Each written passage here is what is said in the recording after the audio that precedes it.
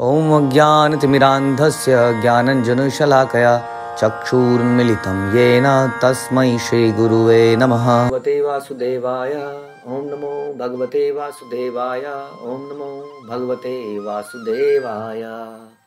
Shrimad Bhagavatam canto पहला अध्याय 12वां और श्लोक संख्या हम करेंगे 5। तो हम सुन रहे थे किस प्रकार से राजा परीक्षित के जन्म की कहानी के बारे में हम डिस्कस कर रहे हैं। परीक्षित की जन्म की कहानी से पहले हम लोग युधिष्ठिर महाराज के बारे में थोड़ा डिस्कस कर रहे हैं कि युद्ध के बाद जब युधिष्ठिर महाराज राज्य को संभाला उन्होंने, तो उन्होंने राज्य को इतनी उदारता के साथ संभाला। बिल्कुल अभी जो हमने गीता में श्लोक सुना, किस प्रकार सहयोग हो सकता है देवी देवताओं में और मनुष्य में, वो राजा युधिष्ठिर के जीवन से दिखता है, क्योंकि उनका पूरा जीवन उदार था। हाँ, अपने लिए उनके हृदय में कुछ नहीं था कि मैं राजा हूँ, मैं भी कुछ भोग करूँ, बल्कि वो हर किसी को भगवान का भक्त बनाना चाहते थे। तो उनका राज्य एक अद्भुत राज्य बन गया था, जिसमें बिना समय के बरसात नहीं आती थी, जिसमें अधिक गर्मी अधिक सर्दी नहीं आती थी, सब कुछ बहुत बढ़िया था। फल फूल इत्यादि अनाज हर चीज़ जो पॉसिबल है वो भर भर थी। तो ऐसा राज्य था, उसके बारे में हमने सुना था। उसको आगे जारी रखते हैं। संपदा कृतवो लोका महिषी भ्रातरो मही जम्बू द्वीपाधिपत्यम च यशश्च त्रिदिवम गतम। महाराज युधिष्ठिर की सांसारिक उपलब्धियां, सदगति प्राप्त करने के लिए किए जाने वाले यज्ञों, उनकी महारानी, उनके पराक्रमी भाइयों, उनके विस्तृत भूभाग, पृथ्वी ग्रह पर उनका सार्वभौम आधिपत्य तथा उनकी ख्याति आदि के समाचार स्वर्ग लोक तक पहुंच गए। ऐसा कहा जाता है कि सूरज जब उगता है तो किसी को बताना नहीं पड़ता है, क्योंकि उसकी रोशनी चारों तरफ फैल जाती है। फल जब पकता है तो उसकी पिलाट सामने दिखने लग जाती है। हाँ, एक विद्वान व्यक्ति का मुंह खुलते ही पता चल जाता है कि वो विद्वान है, उसको बताना नहीं पड़ता है कि वो विद्वान है। तो वही बता रहे हैं कि यहाँ पर युधिष्ठिर महाराज जब इतनी उदारता से काम, हम सब लोग बहुत मेहनत करते हैं कैसे यूट्यूब में हम बड़े फेमस व्यक्ति बन जाएं, बहुत सारे लाइक्स आ जाएं, कैसे टीवी के अंदर हमारा इंटरव्यू आ जाए, कैसे हम ये कर लें, हम वो कर लें। लेकिन जब महान भक्त होता है उसकी ख्याति स्वयं भगवान फैलाना चाहते हैं, वो खुद अपनी ख्याति नहीं फैलाना चाहता है। माधवेंद्रपुरी के लिए भगवान कृष्ण ने खीर चुरा ली, क्योंकि उनकी इच्छा थी उसको खाने की, ताकि वो भगवान के लिए वैसी खीर बना सकें। तो भगवान ने खीर चुरा के पुजारी के हाथों, पुजारी के सपने में आकर बोला कि ये खीर मैंने माधवेंद्रपुरी के लिए चुराई है। और इस प्रकार उनकी ख्याति फैल गई कि भगवान ने इनके लिए खीर चुराई है। और माधवेंद्रपुरी छुप के वहाँ से भाग गए कि मेरी ख्याति हो रही है, this is not good for me, मैं अहंकारी ना बन जाऊँ। लेकिन इससे पहले कि वो दूसरी जगह पहुँचते, उनकी ख्याति उनसे पहले ही पहुँच गई। और हम एक और प्रसंग सुनते हैं रामानंद राय और चैतन्य महाप्रभु के बीच में, श्री चैतन्य चरितामृत में, जिसमें कि श्री चैतन्य महाप्रभु बताते हैं कि सबसे बड़ी ख्याति क्या है। रामानंद राय कहते हैं भगवान के भक्त के रूप में जाना जाना ही सबसे बड़ी ख्याति है। हम बहुत बड़े डिग्री होल्डर की ख्याति हो सकती है, हमने फॉरेन रिटर्न है, हमने ये डिग्री ली है, हमने वो डिग्री ली है, हमने बहुत बेस्ट इंजीनियरिंग कॉलेज में पढ़ा है इत्यादि। लेकिन सही ख्याति क्या है? भगवान के भक्त के रूप में जाना जाना। हाँ, तो यहाँ पर युधिष्ठिर महाराज भगवान के बहुत ही शुद्ध भक्त थे। इस कारण से उनका सारा साम्राज्य, उनका परिवार, उनकी ख्याति स्वर्ग लोक तक पहुंच गई। सोचिए, इससे और पता चलता है कि और ऊंचे लोक भी हैं। भागवतम क्लियर कर रही है कि संसार के ऊपर स्वर्ग लोक भी है, लेकिन वो वैकुंठ लोक नहीं है। ध्यान रखिए, स्वर्ग लोक इज नॉट वैकुंठा, स्वर्ग लोक इज नॉट गोलोका। स्वर्ग लोक तो इसी संसार के अंदर है, जो कि नष्ट हो जाएगा जब संसार का विनाश होगा। तो केवल यहाँ पर ये बताया गया किस प्रकार से स्वर्ग के राजा भी युधिष्ठिर महाराज के राज्य की आकांक्षा करते थे। किते कामा सुरस्पारहा मुकुंद मन सोदुजा अधीज मुहूर्दम राज्ञम क्षुधी तस्य यथेतरा। हे ब्राह्मण, राजा का ऐश्वर्य इतना मोहक था युधिष्ठिर महाराज का कि स्वर्ग के निवासी भी उसकी आकांक्षा करने लगे। तो यहाँ पे बताया जा रहा है कि even if you want opulence, वो ऑपुलेंस भी आपको कृष्ण को प्रसन्न करके मिल सकती है, ना कि बेमतलब के कार्य करके दिन रात एक करके भगवान को भुलाकर। जिस प्रकार ध्रुव महाराज भगवान के पास गए और ध्रुव महाराज ने भगवान को बोला, हे भगवान मुझे क्या चाहिए।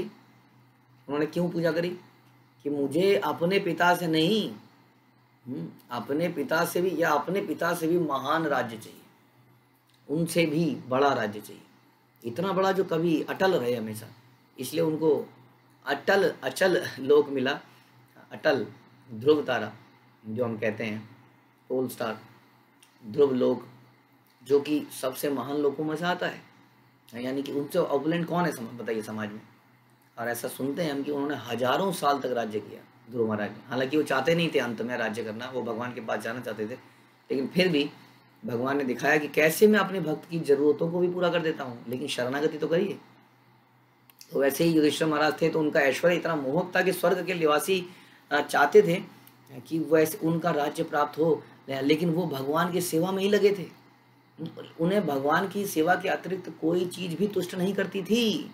ऐसा नहीं था वो जगह जगह इंटरव्यू दे रहे थे, आइए हम बताते हैं आपको, मैंने ये इंडस्ट्री खोली, ये किया, तो देखिए ये प्रॉफिट हुआ, देखिए आगे ट्रेंड बताते हैं आपको, अब ये ट्रेंड आ रहा है, अब मोबाइल में ये वाला ट्रेंड आ रहा है, अब 4G, अब 5G, अब 6G आ रहा है, अब ये आ रहा है, ये इंटरव्यू वो इंटरव्यू। ऐसा उन्होंने कुछ नहीं किया। उनको संतुष्टि फिर भी इतना बड़ा व्यक्ति बन के जिसको स्वर्ग के लोग भी जानते थे। आप सोचिए हमारी क्या औकात है, स्वर्ग के लोग जानते थे, वो व्यक्ति भी किसी चीज़ से संतुष्ट नहीं होता था, भगवान की सेवा से ही संतुष्ट होता था। हम एक बार सुन रहा था मैं कथा में एक, कि अमरीश महाराज के बारे में आप सब लोग जानते हैं, भागवतम में कथा आती है अमरीश महाराज की, जो कि महानतम भक्तों में से हैं। उन्होंने जब विवाह किया तो उनकी बहुत ही गुणी पत्नी आई, और अमरीश महाराज एक विग्रह की सेवा करा करते थे, स्वयं से करते थे, राजा थे लेकिन विग्रह की सेवा स्वयं से करते थे। तो उनकी पत्नी आई, तो जब वो आए करने तो उन्होंने देखा ऑलरेडी सेवा हो रखी थी, उनकी पत्नी ने कर दी। उन्होंने ये किसने सेवा करी, उन्होंने मैंने सेवा करी। पत्नी बोली मैंने करी। तो उन्होंने अपनी पत्नी को डांट दिया। उन्होंने कहा देखो आप पत्नी तो हो, लेकिन ये भगवान की सेवा नहीं लेने दूंगा मैं किसी को, ये मेरी सेवा है। यदि आपको सेवा करनी है तो मैं आपके लिए एक अलग से मंदिर बना के दे देता हूँ, उसमें सेवा करिए जाके। सोचिए, हम लोग सोचते हैं अच्छा हो किसी ने कर दी भैया बड़ा, हाँ किसी ने भोग लगा दिया चलो बढ़िया है, मेरे को नहीं बनाना पड़ा, किसी ने आरती कर दी चलो मुझे नहीं करनी पड़ी, कोई मंदिर में DT किचन में चला गया और है बढ़िया हो गया जी, जाना नहीं पड़ा। तो इस प्रकार से हम लोग ऐसा सोचते हैं। लेकिन अम्बरीश महाराज क्या कहता है, खबरदार जो मेरी सेवा पे हाथ लगा दिया अपनी पत्नी को, ये मेरी सेवा है। उसी प्रकार से यहाँ पे हम देखते हैं युधिष्ठिर महाराज को कि वो सेवा में ही तल्लीन रहते थे। संसार के राजा जिनका इतना ख्याति थी, उन्हें भगवान की सेवा के अतिरिक्त कुछ भी तुच्छ नहीं कर सकता था। महाराज युधिष्ठिर मुक्त आत्मा थे, अतएव उन्हें विशाल साम्राज्य, उत्तम पत्नी, आज्ञाकारी बंधुओं, सुखी प्रजा, सुसुपन्न जगत में कोई प्रसन्नता नहीं हो रही थी।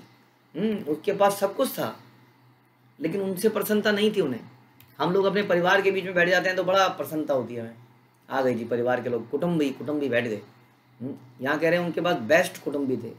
आप जानते हैं पांडवों का आपसी प्रेम कैसा है, हाँ, लेकिन फिर भी उन्हें प्रसन्नता इससे नहीं थी। शुद्ध भक्त को ये वर स्वतः प्राप्त होते हैं, भले ही वह उनकी कामना ना करे, फिर भी उन्हें संसार में कई चीज़ें प्राप्त हो जाती हैं, क्योंकि भगवान जानते हैं कि यदि इनको देंगे तो ये उसका सदुपयोग करेंगे, किसी दूसरे को देंगे तो वो उसका पाप कर्मों में लगाएगा। भगवान जानते हैं जब जीव परिलक्षित आध्यात्मिक तुष्टि के लिए भूखा होता है तो लोगों को उसमें भौतिक भूख दिखती है। लोगों को उसमें भौतिक भूख दिखती है। लोग लगते हैं अरे देखिए भूखा है, सो कॉल्ड सन्यासी है या सो कॉल्ड भक्त है, देखिए इसके पास भी तो इतनी वस्तुएं हैं, इसके पास भी तो इतनी इच्छाएं हैं। तो भागवतम कह रही है कि लोगों को उसमें भौतिक भूख दिखती है, लेकिन मूर्ख नेता यह भी नहीं देख पाते कि जो लोग भौतिक दृष्टि से पूरी तरह तृप्त हैं वे फिर भी भूखे रहते हैं। तो बता रहे हैं कि व्यक्ति जो आध्यात्मिक व्यक्ति है वो तृप्त होता है, उसके पास यदि वस्तुएं होती हैं तो उनको भगवान की सेवा में ही लगाता है। लेकिन संसारिक व्यक्ति जिसके पास सब कुछ है, लेटेस्ट हर चीज़ है, कार हैं, बंगले हैं, गैजेट्स हैं, लेकिन फिर भी वो भूखा ही रह जाता है। और उसकी भूख तथा गरीबी है क्या, यह भूख वस्तुतः आध्यात्मिक भोजन से मिटेगी, आध्यात्मिक आश्रय से मिटेगी, आध्यात्मिक सुरक्षा, आध्यात्मिक इंद्रिय तृप्ति के लिए होती है, लेकिन उसको मालूम नहीं होता है। वो भौतिक आश्रय ढूंढता है, भौतिक इंद्रिय तृप्ति ढूंढता है, भौतिक भूख ढूंढता है, इसलिए तृप्त नहीं हो पाता है। इन्हें परम आत्मा भगवान कृष्ण के सानिध्य द्वारा प्राप्त किया जा सकता है। किसको? भगवान के सानिध्य से क्या प्राप्त कर सकते हैं? आध्यात्मिक भोजन, आध्यात्मिक आश्रय, आध्यात्मिक सुरक्षा, आध्यात्मिक इंद्रिय तृप्ति। यस, अगर आपको आध्यात्मिक तृप्ति, इंद्रिय तृप्ति देखनी है, आध्यात्मिक इंद्रिय तृप्ति, तो कभी भक्तों को नाचते हुए देखिए, कैसे वो नाचते हैं, हाँ, कैसे वो प्रसाद पाते हैं, पूरी तृप्ति लेते हैं वो उसमें भी, लेकिन वो आध्यात्मिक तृप्ति है।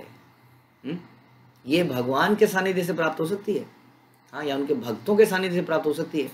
और जिनके पास ये वस्तुएं हैं वो भौतिक जगत के तथाकथित भोजन, भौतिक जगत के भोजन, आश्रय, सुरक्षा, इंद्रिय तृप्ति की तरफ आकृष्ट नहीं होते। हमें लगता है, हाँ, आपको क्या लगता है, प्रभुपाद ने इतने संगमरमर के कई पत्रकार, कई एक्चुअली लोग जेलस करते हैं, करता तो कुछ है नहीं, चीज़ें देखो कितनी बढ़िया हैं इसके पास। प्रभुपाद कुछ करते तो है नहीं, मार्बल ऐसे लगाते हैं जो कोई राजा भी ना लगा सके, है ना। इस्कॉन के मंदिरों में ऐसे ऐसे मार्बल लगे हैं कि, हाँ, तो क्या करते थे उस मार्बल का, आप देखिए तो सही पहले, हाँ, क्या किया उन्होंने उसमें, उसका क्या से अपना जीवन उनका कैसा है, हमें जानते तो है नहीं, हम किसी उनके बारे में हम दोष लगाते रहते हैं, क्योंकि हमारे अंदर ईर्ष्या है। जैसा हमने अभी बताया था, हम भगवद गीता में चर्चा कर रहे थे, जब हृदय में संतुष्टि नहीं है भक्ति के माध्यम से, तो द्वेष, ईर्ष्या, नॉन कोऑपरेशन रहता है। तो इसी कारण से ऐसा होता है। यहाँ बता रहे हैं कि जिनके पास ये सारी वस्तुएं हैं, क्या, आध्यात्मिक ज्ञान, आध्यात्मिक सुरक्षा, आध्यात्मिक आश्रय, आध्यात्मिक भोजन, आध्यात्मिक मित्रगण, उसे भौतिक चीज़ों की अट्रैक्ट ही नहीं कर सकती। आप करके देखिए कभी अट्रैक्ट ऐसे भक्तों को, वो थूक देते हैं ऐसी चीज़ों के ऊपर, हाँ, उनको लालच से आप हिला नहीं सकते। आप क्या सोचते हैं उसको लालच से हिला लेंगे? हमने कई बार देखा कि भक्तों को लोग लालच से हिलाते हैं। कई माँ बाप हमने ऐसे देखे कि भक्त बन गए और मंदिर में जुड़ गए, माना कई जैसे ब्रह्मचारी बन गए, तो मंदिर में गए, बेटा देख ये प्रॉपर्टी तेरे नाम कर दूंगा, तेरी शादी ऐसे कर दूंगा, हाँ, तेरे को एक गाड़ी दिलाऊंगा, ये पूरा बिजनेस तेरे नाम पर। हाँ, अरे किसको बोल रहे हैं आप? इन चीज़ों को तो थूक के, हाँ, ठोकर मार के आ चुका है। यदि वो इन चीज़ों को एक्सेप्ट भी करेगा, अगर करता है तो भगवान की सेवा में लगा देगा। जैसे हम देखते हैं रघुनाथ दास गोस्वामी जो है बड़े रिच व्यक्ति थे, आजकल के हिसाब से अरबपति व्यक्ति थे। वो अपना घर छोड़ के चले जाते हैं, उनके पिताजी ज़बरदस्ती उनको बहुत सारा धन दे देते हैं और उनके साथ में कुछ नौकर चाकर ज़बरदस्ती भेज देते हैं जगन्नाथपुरी में। तो उसके बाद क्या होता है, रघुनाथ दास गोस्वामी उस धन से सारे वैष्णवों का कई दिनों तक भोजन कराते हैं, भोजन कराते रहते हैं। तो इस प्रकार से वो धन को भी यूज़ कर लेता है भक्त जो है, उसको ये चीज़ें आकृष्ट नहीं कर सकती है। यद्यपि स्वर्ग के निवासी भी इसका आनंद उठाना चाहते हैं। अतः भगवद्गीता में भगवान ने कहा कि ब्रह्मांड के सर्वोच्च लोक अर्थात ब्रह्मलोक में भी, जहाँ जीवन अवधि पृथ्वी की गणना में कई लाख गुनी है, जीव अपनी भूख नहीं बुझा सकता। ध्यान रखिए, ये बड़ा इंपॉर्टेंट चीज़ है, क्योंकि इन्हीं चक्करों में हमारी लड़ाई हो रही है रोज आपस में सबकी। हम सोचते हैं कि हम प्रेम से रहेंगे, परिवार के लोग, हाँ, समाज के लोग, लेकिन इन्हीं जरा सी चीज़ों के चक्कर में हमारी आपसी लड़ाइयाँ हैं। तो यहाँ बता रहे हैं कि स्वर्ग में जहाँ आयु इतनी ज़्यादा है, फिर भी अपनी भूख नहीं बुझा सकता है कोई जीवन इतना लंबा जीवन बिता के पर भी ये नहीं कह सकता अब मैं संतुष्ट हूँ, now I am happy, okay, no. ऐसी भूख तभी शामित होती है जब जीव अमरता को प्राप्त करता है, यानी कि जब वैकुंठ लोक में जाता है, जो ब्रह्म लोक से काफ़ी ऊपर है, काफ़ी दूर है। उन भगवान मुकुंद के सानिध्य को द्वारा प्राप्त किया जा सकता है ऐसी जगह, जो अपने भक्तों को मुक्ति का दिव्य आनंद प्रदान करने वाले हैं।